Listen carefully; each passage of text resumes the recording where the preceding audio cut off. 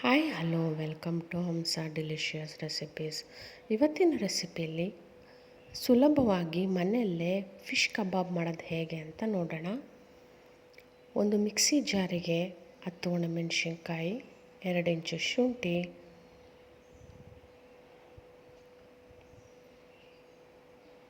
3 ಗೆಡ್ಡೆ ಬೆಳ್ಳುಳ್ಳಿ,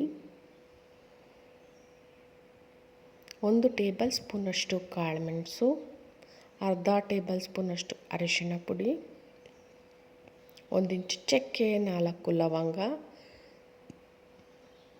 1 ಹಿಡಿ ಪುದೀನ ಸೊಪ್ಪು ಎಲ್ಲವನ್ನು ಹಾಕಿ ಅರ್ಧ ಲೋಟ ನೀರನ್ನು ಹಾಕಿ ಫೈನಾಗಿ ಪೇಸ್ಟ್ ಮಾಡ್ಕೋಬೇಕು. ನಂತರ ಒಂದು ಪ್ಯಾನಿಗೆ 3 ಟೇಬಲ್ ಸ್ಪೂನಷ್ಟು ಗರಂ ಮಸಾಲ, 1 ಬೌಲಷ್ಟು ಮೈದಾ ಹಿಟ್ಟು, 2 ಟೇಬಲ್ ಸ್ಪೂನಷ್ಟು ಅಕ್ಕಿ ಹಿಟ್ಟು ಅಥವಾ ಕಾರ್ನ್ಫ್ಲೋರ್, ರುಚಿಗೆ ತಕ್ಕಷ್ಟು ಉಪ್ಪು, ಹಾಗೆ ಗ್ರೈಂಡ್ ಮಾಡಿರುವಂತಹ ಮಸಾಲೆ ಎಲ್ಲವನ್ನು ಹಾಕಿ ಇದಕ್ಕೆ 1 kgಯಷ್ಟು ಫಿಶನ್ನು ಹಾಕಿ ನೀಟಾಗಿ ಮಿಕ್ಸ್ ಮಾಡ್ಕೋಬೇಕು. 1 ಅವರ್ ಮ್ಯಾರಿನೇಟ್ ಆಗೋದಕ್ಕೆ ಬಿಟ್ಬಿಡಬೇಕು. ನಂತರ ಒಂದು ಪ್ಯಾನಿಗೆ ಎಣ್ಣೆ ಹಾಕಿ ಮ್ಯಾರಿನೇಟ್ ಆಗಿರ್ತಕ್ಕಂಥ ಫಿಶನ್ನ ಹಾಕಿ ಗೋಲ್ಡನ್ ಬ್ರೌನ್ ಆಗೋ ಗಂಟ ಡೀಪ್ ಫ್ರೈ ಮಾಡ್ಕೋಬೇಕು.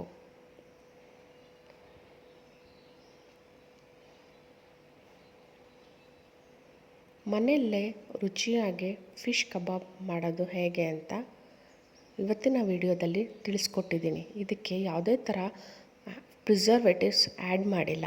Thank you. ನನ್ನ ವಿಡಿಯೋಸ್ ಇಷ್ಟ ಆಗಿದೆ ಲೈಕು, ಶೇರು, ಕಮೆಂಟ್ ಮಾಡೋದನ್ನ ಮರಿಬೇಡಿ.